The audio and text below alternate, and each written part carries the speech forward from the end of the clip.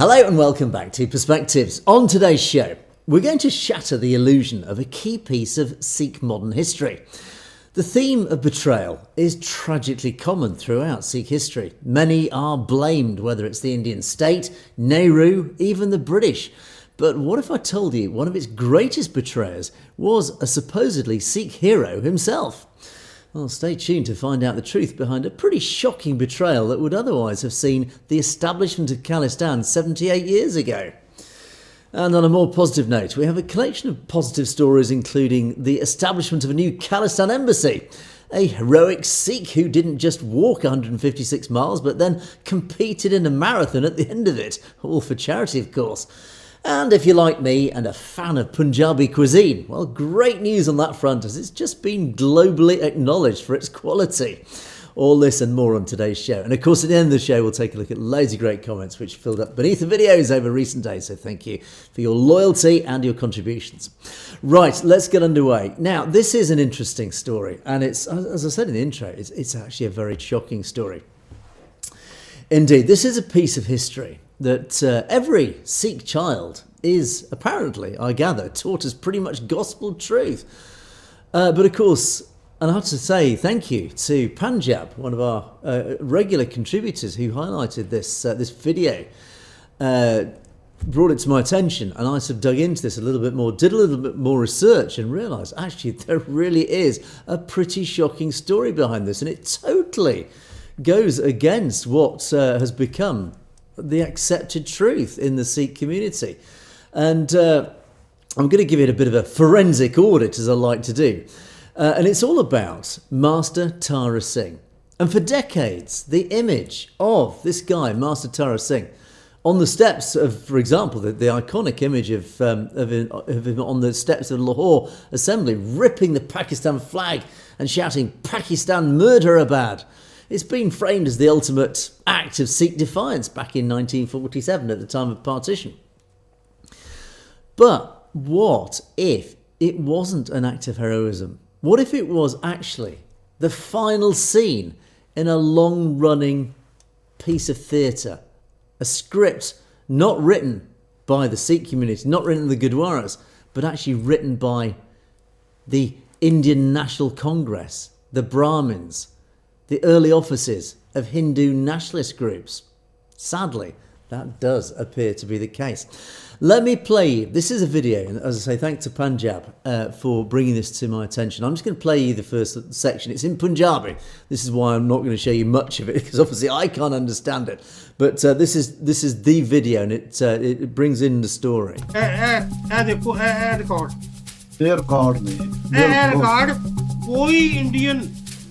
ਜਾਂ ਸਿੱਖ ਪੰਜਾਬੀ ਮੀਡੀਆ ਇਹਨੂੰ ਐਕਸਪੋਜ਼ ਕਰਨ ਨੂੰ ਤਿਆਰ ਨਹੀਂ, ਦੱਸਣ ਨੂੰ ਤਿਆਰ ਨਹੀਂ। ਤੁਸੀਂ ਪਹਿਲੇ ਬੰਦੇ ਹੋਵੋਗੇ ਜਿਹੜੇ ਦੱਸੋਗੇ। ਫਿਰ ਉਹਨਾਂ ਨੂੰ ਕਿਹਾ ਗਿਆ ਕਿ ਉਹ ਅੰਮ੍ਰਿਤ ਛਕ ਕੇ।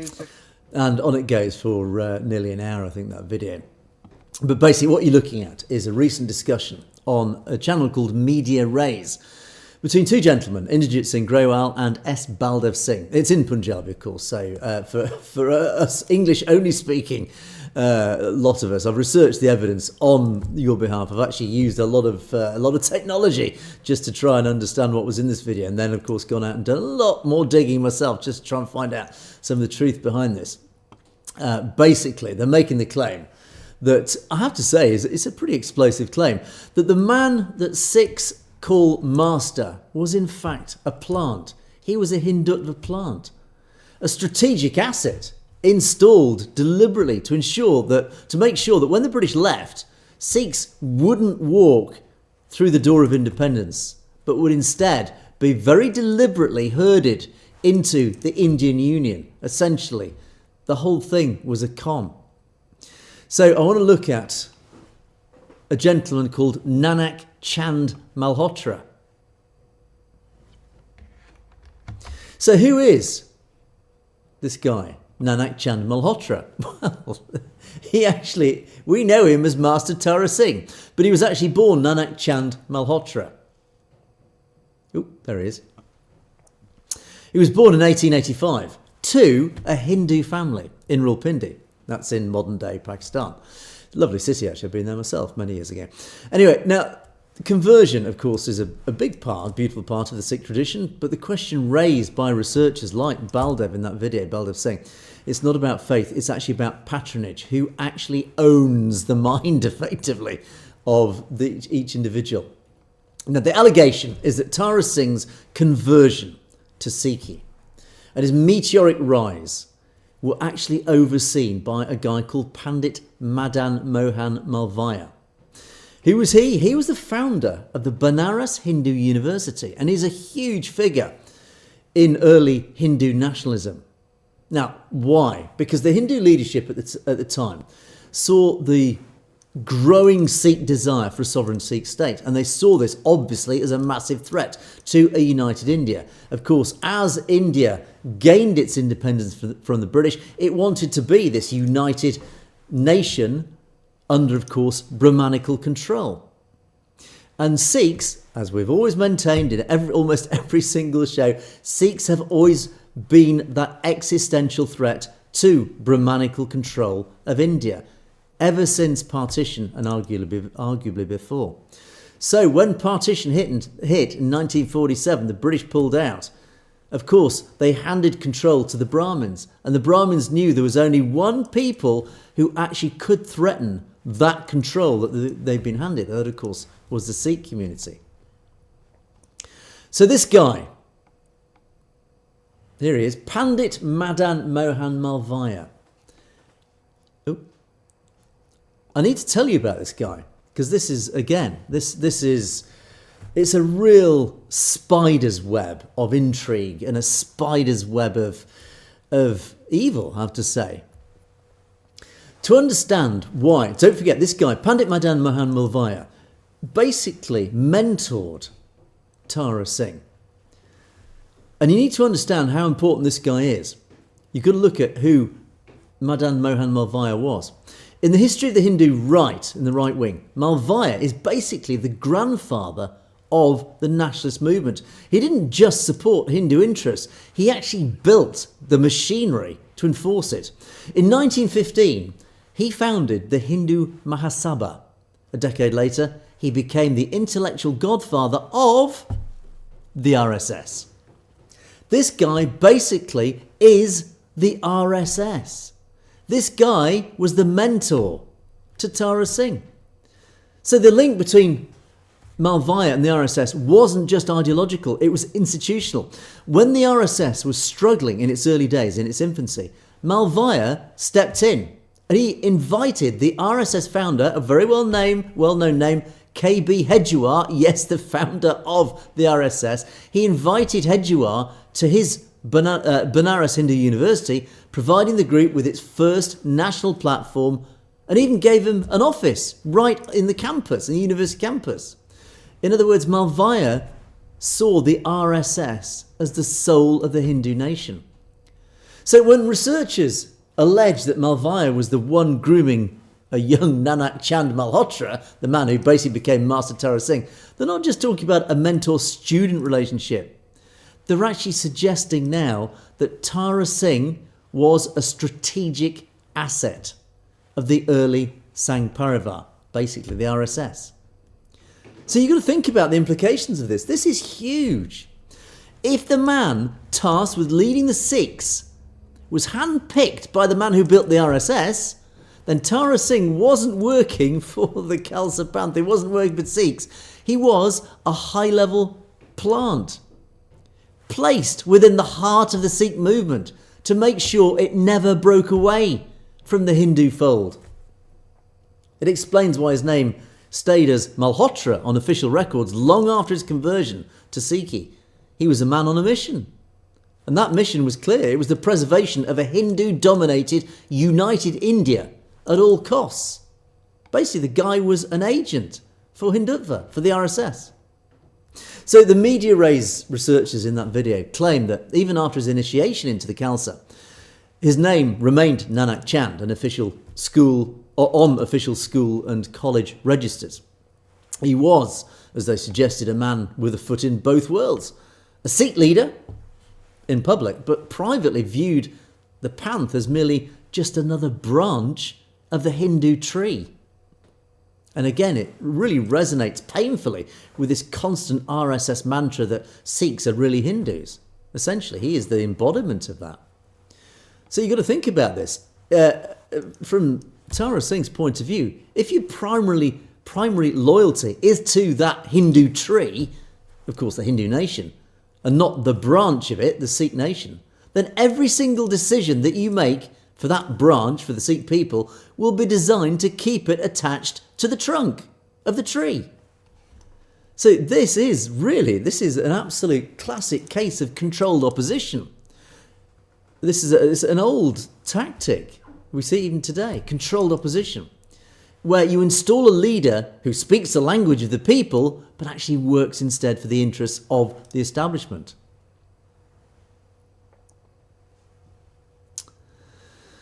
So in the early 20s and the late 1920s, the early 1930s, the real power in the Sikh community was Baba Kark Singh, this guy Baba Kark Singh.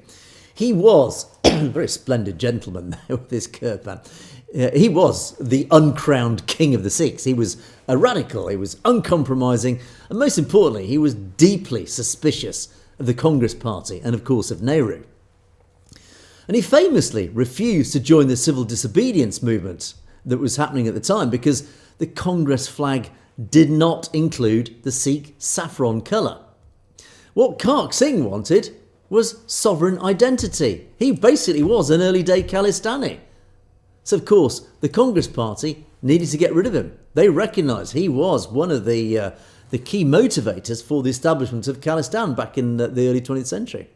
And this is again where we start to connect the dots. In 1930, Tara Singh, what was seen as the middle of the road leader, a sort of moderate, then replaced Baba Kark Singh as the head of the SGPC and the Akali Dal, those main Sikh organisations representing the Sikh people. So they kicked out Baba Kark Singh and replaced him with Tara Singh.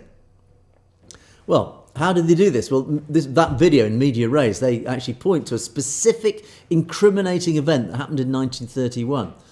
They talk about records that show Tara Singh gifted Nehru, Jawaharlal Nehru, the first Prime Minister of India, a 71 tola gold chain and a car in Delhi. Big gifts, huge gifts, but not just a gift. It was essentially a thank you for the political and media backing that then allowed him, Tara Singh, to take over, to beat Baba Kark Singh, to become head of the SGPC and the Akali Dal. So in other words, the Indian National Congress basically subsidised a Sikh leader, their own asset, who would be reasonable, the compromise candidate. They bought their way into the heart of the Sikh organisations, into the Sikh leadership. They put their very own man who held the keys to the Gurdwaras. But ultimately, this man then, therefore, owed everything to Delhi. He was completely a Delhi RSS asset. So, forward the clock. 1946, 1947, partition. This is really where things start getting pretty tragic. As the British, packed their bags and left India, the Sikhs are the third party at that table of negotiations. Now, Muhammad Ali Jinnah and the Muslim League, Jinnah has headed the Muslim League, they knew they could not have a stable Pakistan with a hostile Sikh population in the middle of it. So Jinnah offered the Sikhs a state within a state. So you've got Jinnah representing the Muslim population, who then became East and West Pakistan, Bangladesh, Pakistan. So Jinnah actually realised he needed to appease the Sikh people. He needed to give them something to stop them basically being a problem. So he offered Sikhs a state. In fact, a state within a state. He offered autonomy. He basically offered them, effectively, the foundation stone of Khalistan. But according to official history, Sikhs apparently rejected this. They rejected Jinnah's offer. Why? Well, because Master Tara Singh told the Sikh people that Muslims were the eternal enemy and that their only safety was with their Hindu brothers. You start to see now the agenda at play.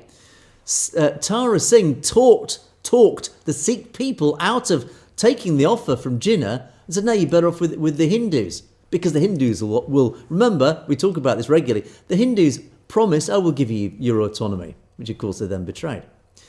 Now, Hardit Singh Malik, a gentleman, a legendary Sikh Indian civil service officer and diplomat, later wrote about those actual meetings, and the media raised video alleges that Tara Singh intentionally sabotaged the negotiations, obviously then to fulfill the United India agenda that Nehru and others were pushing.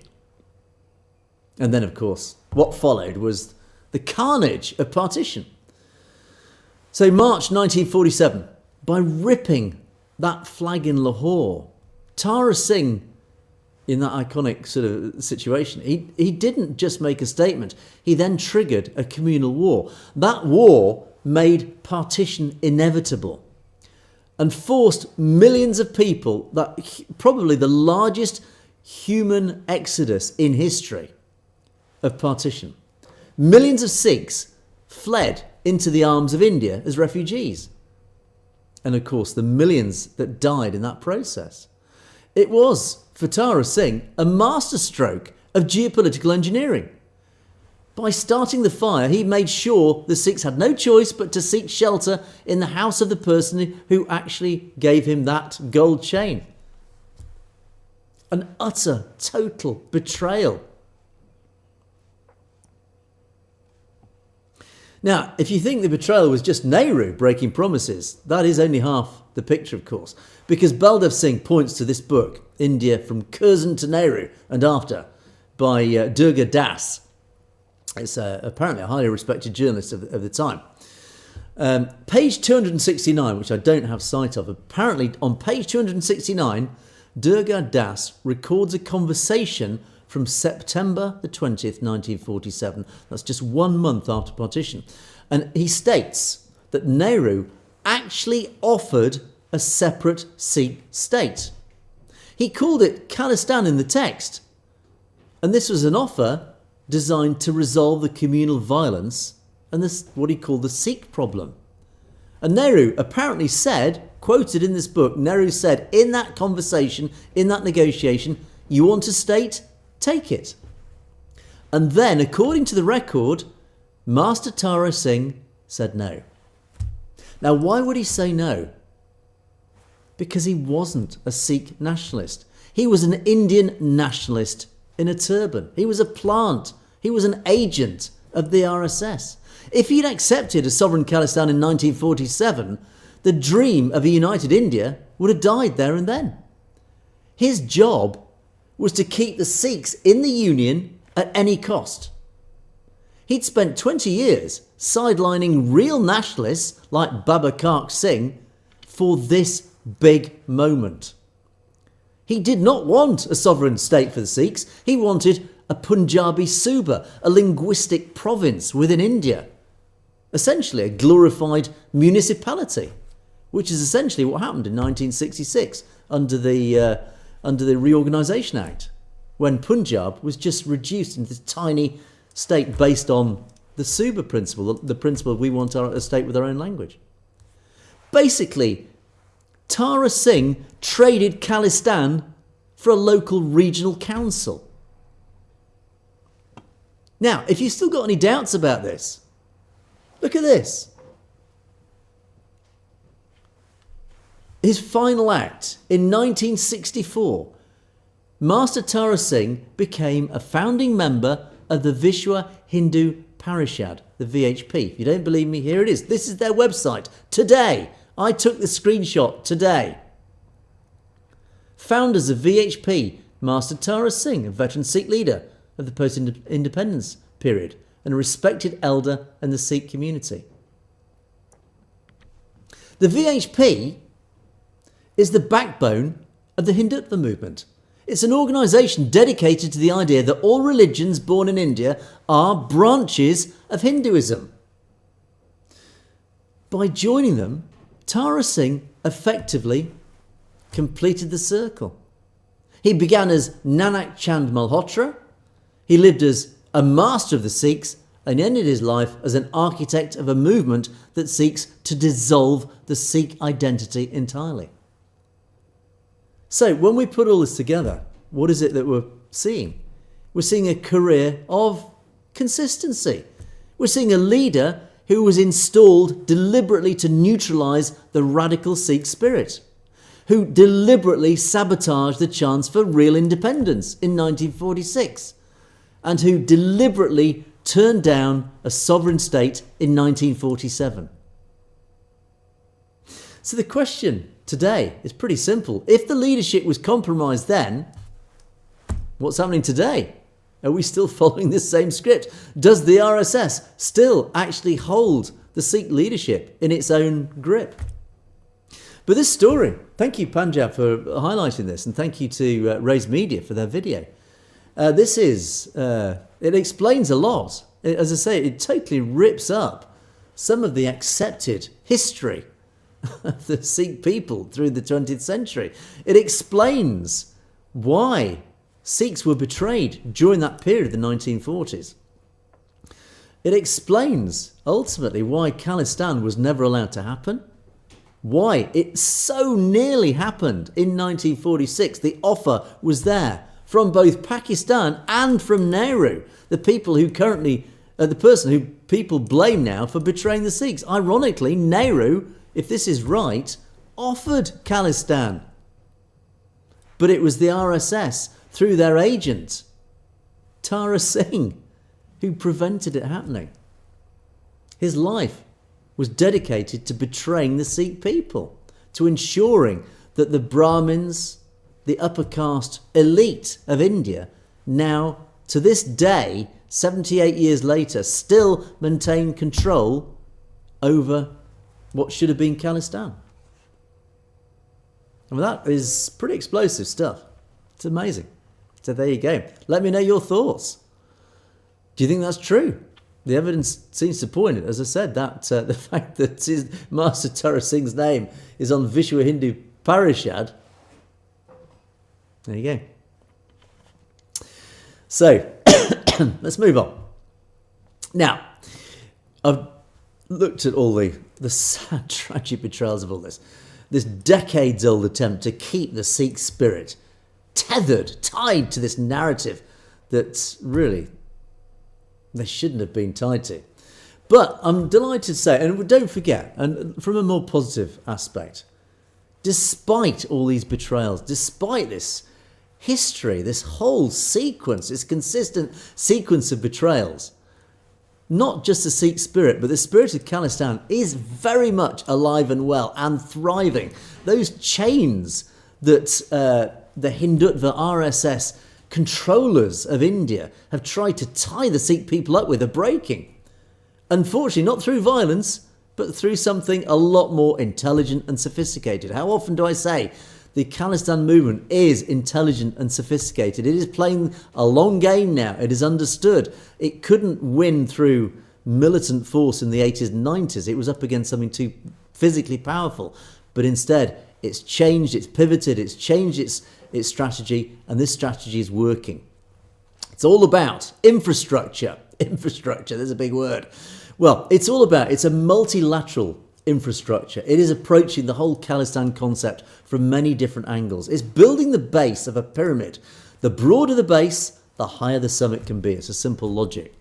So in this second half of the show, I'm just going to give you a few stories, 3 interesting short stories that revolve around 3 key words: sovereignty, heritage, humanity. These 3 key words represent Sikhs. They represent, by extension, Khalistan.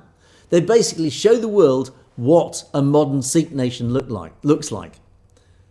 And I'm going to talk about 3 things. Firstly, the diplomatic optics of a new Khalistan Embassy in Australia.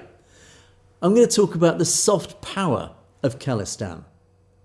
I talked about it yesterday, about when we talked about football, the establishment of Khalistan FA. But I'm going to talk about it today in terms of Punjab's heritage and its food, of all wonderful things.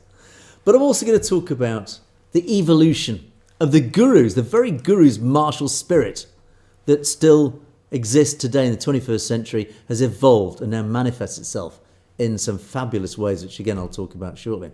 So again, it's not so much news, it's more really just a progress report of the Khalistan nation being built from the ground up. So let's start with this is a while ago. This is the embassy of Khalistan that appeared in Surrey, in Canada, at one of the Gurdwaras in Surrey, in Canada, which sadly was obviously linked to Hardeep Singh Nijjar. But let me play you a video that I came across. This made me laugh, but it gives me again a lovely warm feeling.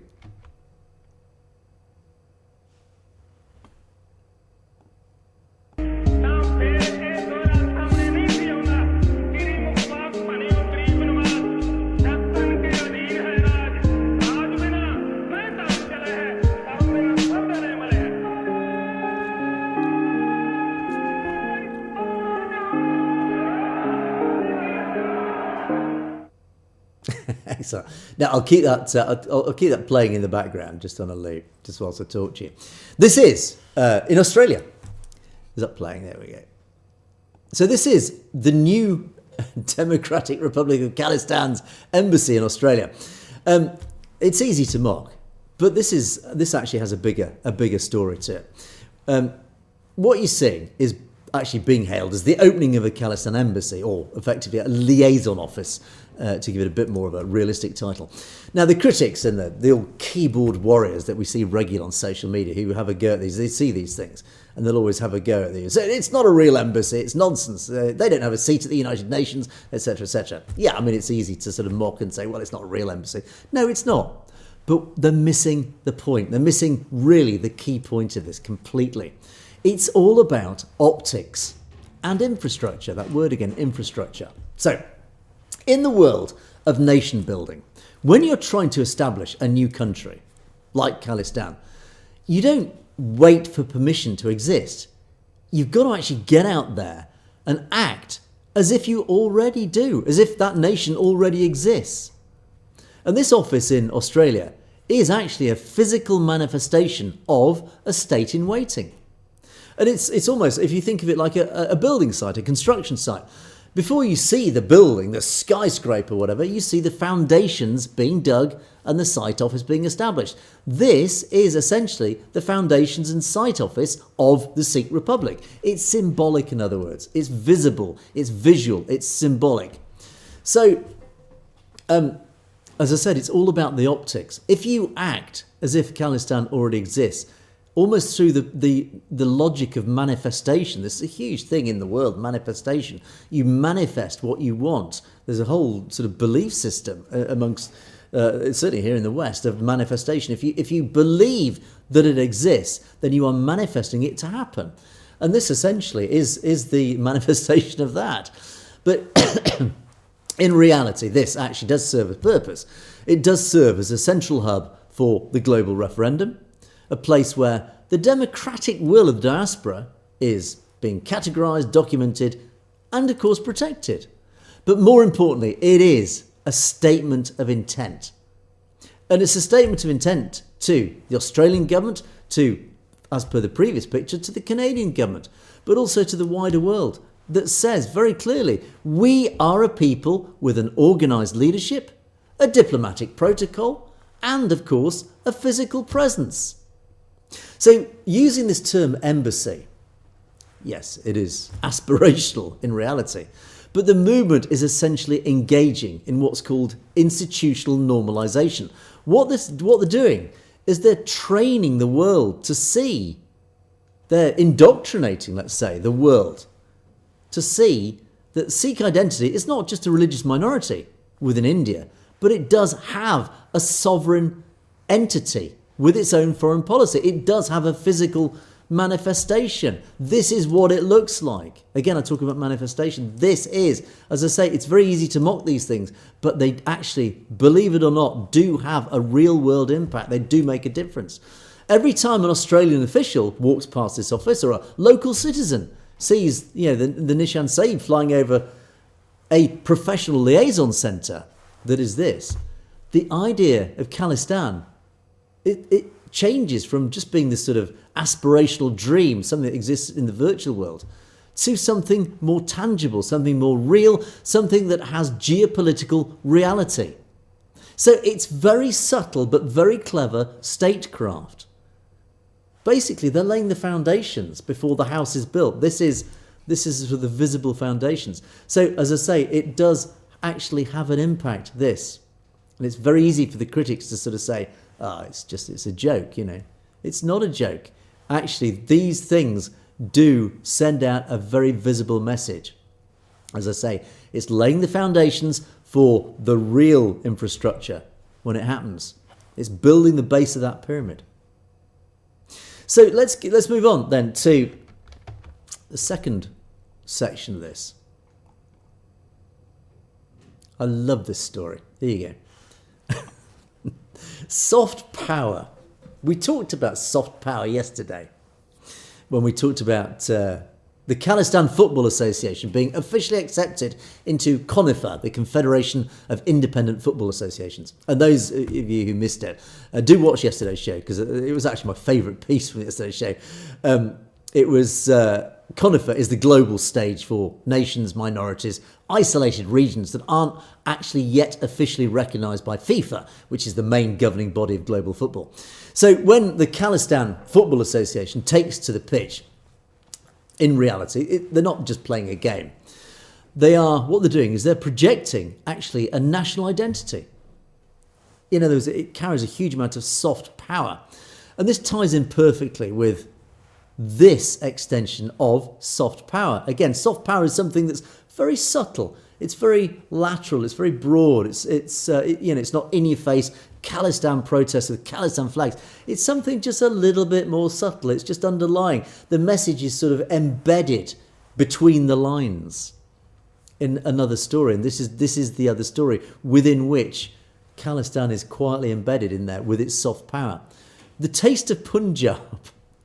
The Global Food Guide, Taste Atlas, apparently it's very well respected, has just ranked Punjab as the 7th best food region in the entire world. Let me just zoom in so you can see it. There it is, number 7, Punjab. Punjab beat almost every major region in France, Spain, the Americas. It's huge. I love my Punjabi curries. I really do. Let me zoom back out again to get the bigger picture. There you go. So Amritsar, Chandigarh are now officially recognised as global culinary capitals. I mean, that's in itself, it's just a huge story. This it seems a very minor story, but again, food. Every human being eats food. Every human being, does have preferred tastes. Food is a very important understatement to say this. Food is very important to all of us. Here in the West, we will travel miles to go visit the cuisine, go eat the cuisine of different nations, whether it's French cuisine or Chinese or, of course, Indian, Punjabi. I love a curry. Makhani, one of my favourites. But ultimately, why does it matter? Why do these soft power things like football, food, why does it matter? Because ultimately, it comes back to those 3 key words I said at the beginning. A nation is not just defined by its geographical borders. It's not just defined by its flag. It's defined by many, many things, which include particularly its contribution to humanity. Now, India spends billions of dollars every year trying to market itself as a global player. But the world's favourite Indian food, butter chicken, dal makhani, sarson da sag, is actually Punjabi. It's Punjabi heritage.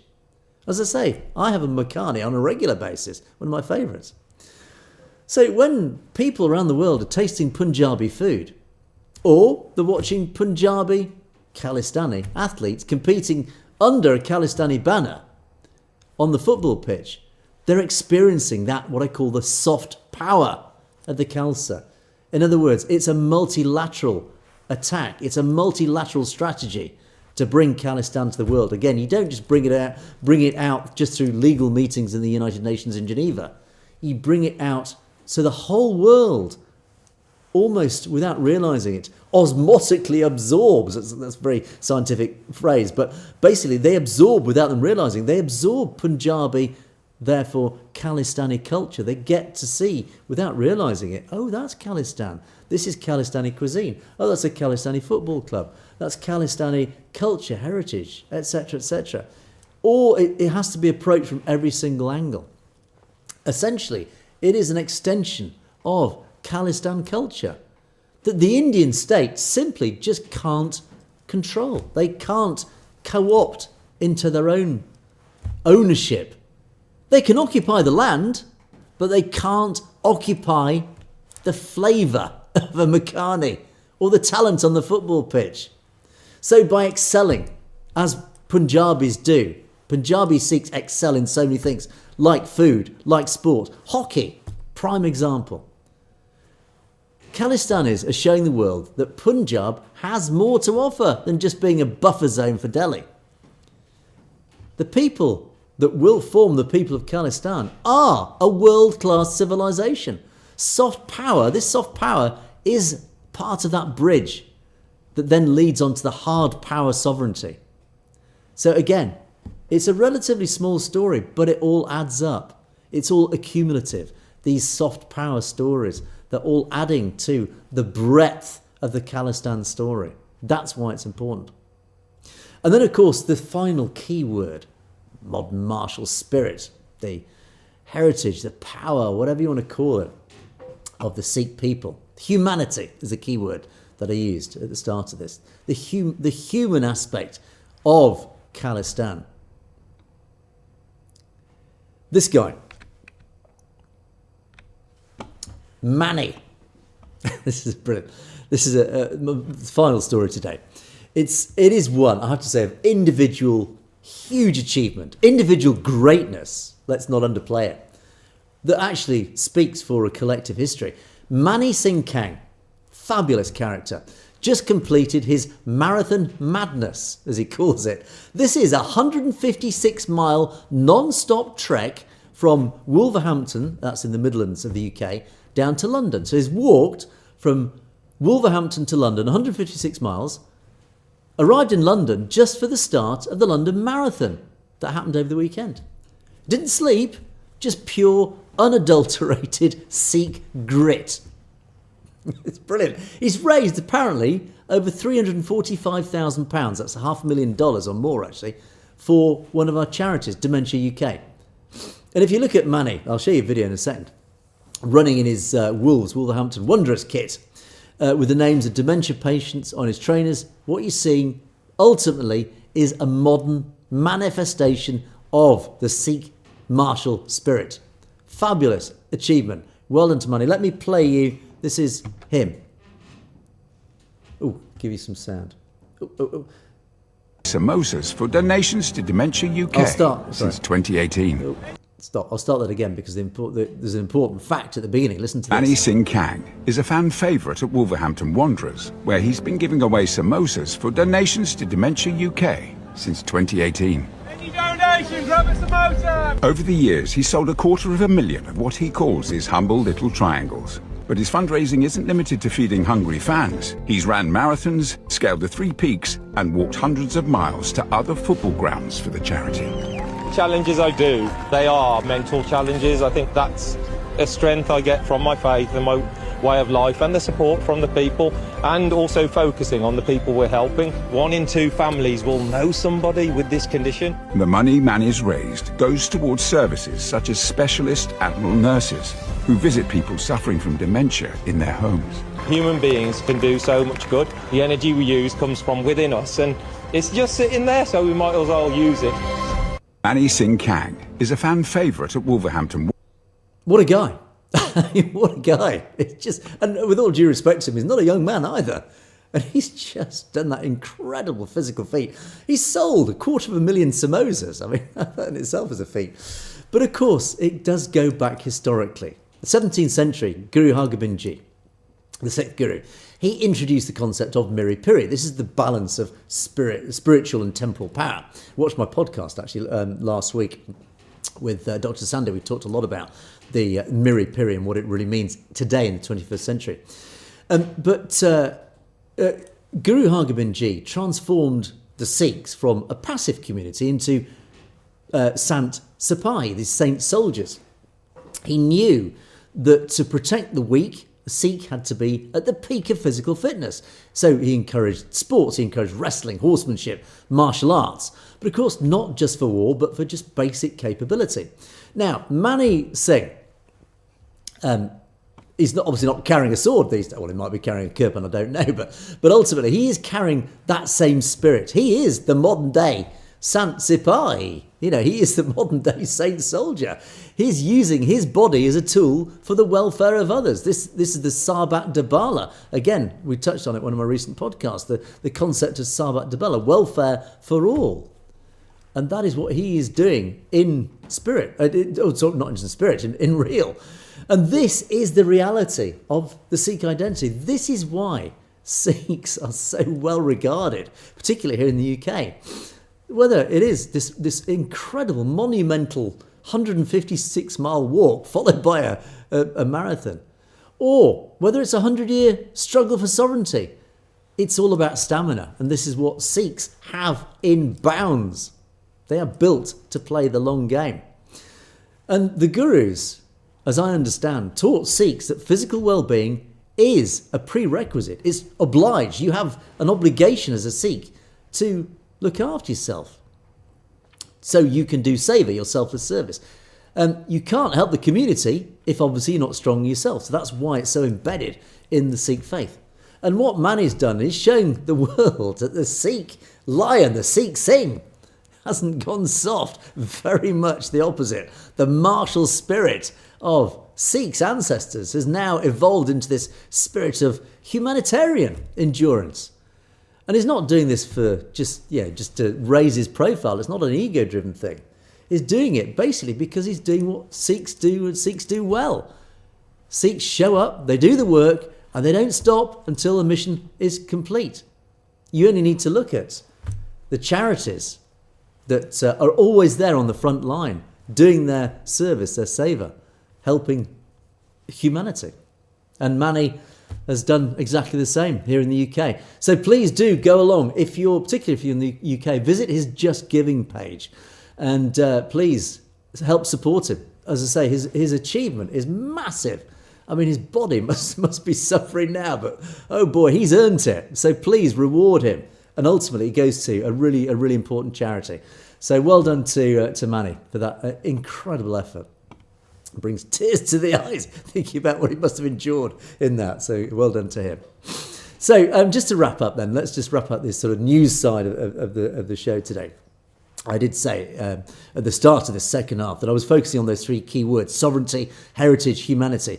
These are essentially the foundations, the building, the physical infrastructure of a state, like we saw in Australia. So we're building the foundations, we're building the heritage. This is the soft power, the food, Punjabi food, the football team, Khalistan FA, and the humanity element, of course, Mani, the relentless seva, the physical grit of individuals like Mani.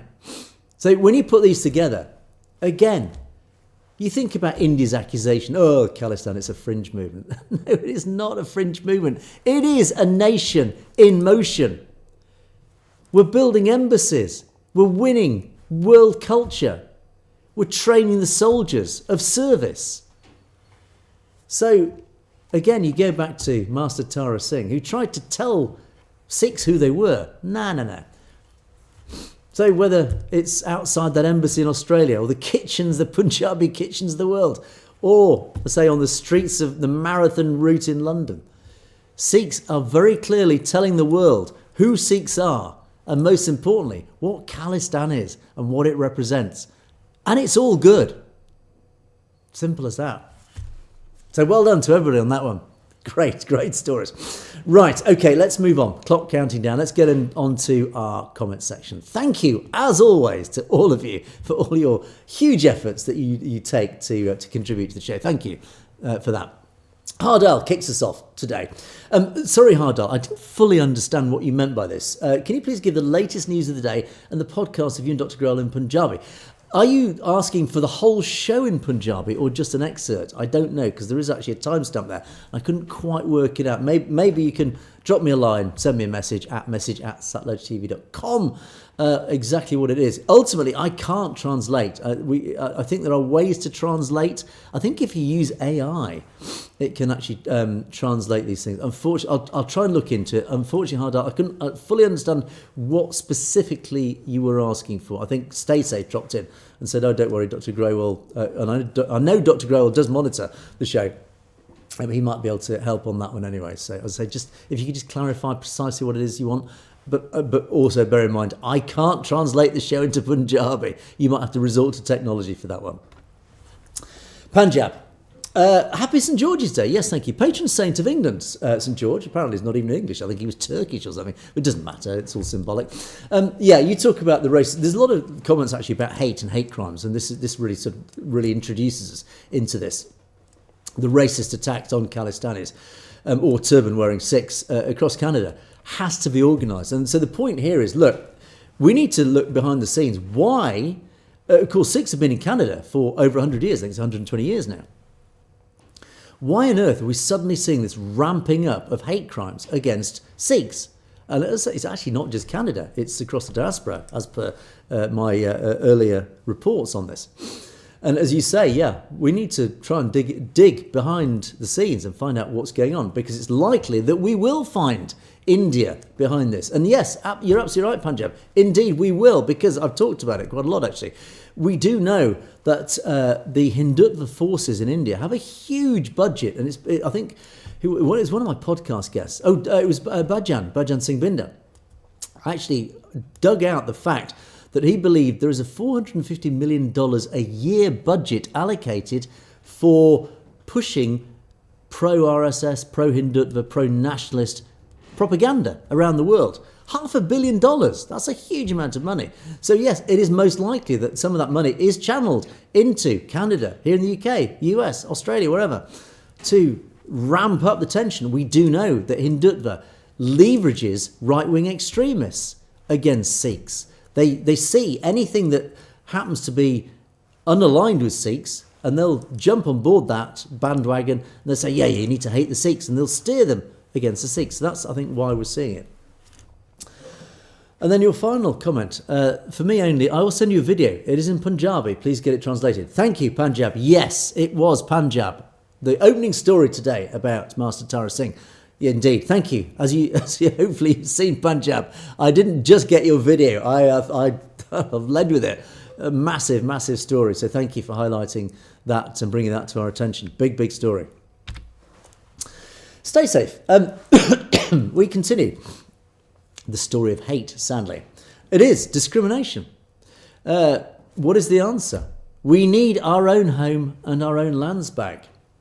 That's the key words here, because SS Simba, in response, says, our own home, don't you have one now? Please tell me where you would own land. Where would it be? And what countries would it border? Now, I brought this up, SS Simba, because, come on, SS Simba, we've been here before, I think at least twice now. You are a regular appearer on our comments column because you always ask the same question, and we've answered it over and over again. People, even in the comments, have answered it. I don't know why. Do you not watch the show anymore? Do you not read the comments? Because we've answered this for you. We've shown you what Khalistan is. This is our own home. This is the Sikhs' own home. They're campaigning in the diaspora for it because they can't campaign in India for it, as we often talk about. But it's been made very clear. It is, at the very least, Punjab and its surrounding states, but aspirationally, it will be negotiated, hopefully, to include Rajasthan, Maharashtra, down to the sea, and all the way up to Ladakh, bordering China. So it is hoped, ultimately, the geographical boundaries, to answer your question, SS Simba, for about the third time again, is Khalistan will hopefully be bordering Pakistan to the west, India to the east, China to the north, and its southern boundary will be the coast of Gujarat. I hope you've watched that SS Embassy. You don't need to come back and ask the same question again. Abella. Now this is a huge topic, and actually I have considered, and I haven't had time really. It's always dropped down the priorities, but this subject is an important subject. Abella says, I wish that Indira Gandhi would have targeted Muslims instead in 1984 instead of Sikhs. Muslims are the fifth column to India, not the Sikhs. Now, I'll come on to Kuldit's response in a moment. This is a big topic. What are Sikhs to Muslims? What are Muslims to Sikhs? Of course, there's a huge history there. We've got the history of the Mughal Empire. We've got the history of the Sikhs fighting the Mughals, in most cases successfully, etc. And then, of course, we've got the modern context of Islam in the modern world, Islam in India, Islam in the West, the Islamic empire building almost, and, of course, the tensions that have built up between some in the Sikh community and some in the Muslim community. Now, many Muslims and Sikhs the world over live side by side perfectly happily. But I have noticed that, and we've talked about this before on the show, there is a rising tension against the Islamic community, not just from the Sikh community, but from other communities as well, about things like grooming gangs here in the UK, basically the grooming of young girls by Islamic men. But other issues, and of course this is where, uncomfortably, the Sikh people have often aligned with Hindutva, ironically, in India, against Muslims and the growing potential threat of Islam in India. But again, it's a very nuanced discussion because Islam very clearly has big ambitions globally. They make no secrets of it. They have been perceived as a threat to the Western nations in many ways. We have extremism, Islamic extremism, obviously manifesting in Kashmir, J&K on a regular basis, but also across the West as well. Islamic terrorism is a scourge in the modern world. That is linked, of course, to the Islamic faith. But, of course, it is their extreme end. Now, all faiths have extremists, which is a fact of life. We're all human beings. So ultimately, yes, Abella, I do understand the comment. And interesting, what if, well, I don't think the Muslims were an issue. They were not such a threat in 1984. The reason that Gandhi targeted Sikhs was because, as I've said earlier in the show, Sikhs were and are an existential threat to Hindu control, but particularly Brahmanical, the upper caste Brahmins, control of India that they took from the British in 1947 and have maintained to today. So Sikhs have always stood as that existential threat. So it has been a priority for Hindutva and the Brahmins to extinguish the Sikh people. That's basically why. The Muslims have not been certainly a short-term threat as the Sikhs are. The Muslims actually may be a long-term threat to the Hindu Rashtra. That is why the Hindu nationalists are so anti-Islam in India, because they do see Islam as a long-term threat to India. So, as I say, it's a huge topic, and there's a lot of history about this. And I maybe next week, I keep pushing it out every week, but maybe next week I will look at the Sikh-Muslim relationship. I have covered it before, but there's a lot of elements to it. Anyway, but Kuldit does reply, look, no. Our Guru's taught we've got to treat everyone as equals, everyone as human beings, treat everyone with kindness, regardless of race or religion, which is really the point. The Sikh Empire was majority Muslim, of course it was, and Muslims were treated as equals by Sikhs. So in that context, Bella's comment, the response is no, don't target Muslims. We must treat them as equals. Is that naive? There's a question for you. Do you think it's naive to treat Muslims as equals, to assume that they will not betray you or encroach upon your culture or try and dominate you, as indeed does a certain element of Islam seems to be doing that? I don't know. That's the tension. That's the debate that actually we're not allowed to have in many cases here in the West. It's silenced, which actually then adds fuel to that fire. TC follows actually the same theme. Look, great truthful analysis on hate. Thought for the day, haters, try this. Instead of hating, be kind, be compassionate. Notch up a soul point each day. If you're in pain, don't project it on others. Just get help. So, Well, as you conclude rightly, the only solution is Khalistan, ultimately. Haters can blow a gasket, contrive and scheme, but nothing will change the real ultimate mission, which is, of course, Khalistan. Kuldip comes back. Now, thank you for asking this question. You've been discriminated, sadly, at work for refusing to eat halal meat. And so the question is, does anyone know of any Sikh organisations who you can get advice from? You contacted the National Sikh Organisation, but no one got back to you. Well, now, I don't have the answer yet. I haven't actually had time to research this myself. One actually immediate option for you, if you're in the UK, literally you can go to Citizens Advice. That's one option. I don't know what their stance on this will be. You may find they may be a bit on the fence on this. But Citizens Advice might be one place to go. Certainly if it involves discrimination. Discrimination of any kind is an offence. It actually is a civil, or is it criminal offence here in the UK. You cannot be discriminated against on all sorts of grounds. And this is clearly a discrimination. So that's why Citizens Advice will help you on this. But anyway, for you guys in the audience, if you know how to help Kuldip, I have actually seen a lot of discussion about this on some Sikh WhatsApp groups that I'm a member of. And I haven't had time to go back through it and maybe ask that question on your behalf, Kuldip. But what I would suggest is Gurdwara. Ask at the Gurdwara. First obvious place. Ask at the Gurdwara. And the people in the Gurdwara. They, I have no doubt, will help you on that. But maybe you guys in the audience, maybe you can help. Please help Kuldip get out of this terrible situation, actually. It's outrageous that your freedom of expression is being discriminated against. It's unforgivable. JJ. Yes, of course, JJ points out this fact that now has gone mainstream, actually. John Kiriaki, the former CIA officer, did say in that offhand report that Kanishka bombing was raw. Thank you for reminding us of that. Not that we need reminding, because we bring it up on a regular basis now. So thank you, JJ, for that one. And then the final set. Two names I haven't come across in the comments before. Thank you. And a good morning to you, Talsa Hotter. I'm not sure if you've commented before, but thank you for joining us. Welcome. Maybe you're just a regular watcher and you just decided to pop in with a comment. Always appreciated. So big good morning. Welcome to the show. Welcome to the family. Welcome to the Perspectives family. You're very warmly welcomed. And thank you for your comment. And likewise, PCS Automation. Salute, sir.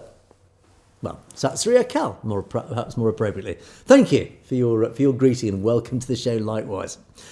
And our final sign-off, as always, is Waheguru Ji Ka Khalsa, Waheguru Ji Ki Fateh, Khalistan Zindabad, which is then further validated by Guru Nanak Darbar Gambia, one of our regular contributors, by Amritpal Singh Zindabad. Yes, indeed, the story yesterday, the breaking news that Amritpal Singh, from his Dibrugarh jail cell, is hopefully, all being well, going to stand for, go for Chief Ministership of Punjab next year in the elections. So, indeed, by Amritpal Singh Zindabad on that one. We'll add that to the Khalistan Zindabad. And Gurmeet Singh, likewise, Khalistan Zindabad, our favourite sign-off for the show every day. Absolutely. Thank you, guys. Thanks for all your contributions. Please do let me know your thoughts. Message me at message@satlodgetv.com. Many of you have been emailing me some very interesting articles. Thank you for those of you who have been doing that. If you know of anything that I should be talking about, if you come across these interesting videos that led the show today, let me know. If it's in Punjabi, at least give me a clue what it's about so I can then try and do a bit of digging behind the story. But let me know your thoughts. As I say, I can't do the show without you guys. You guys are just as much a part of this show as I am.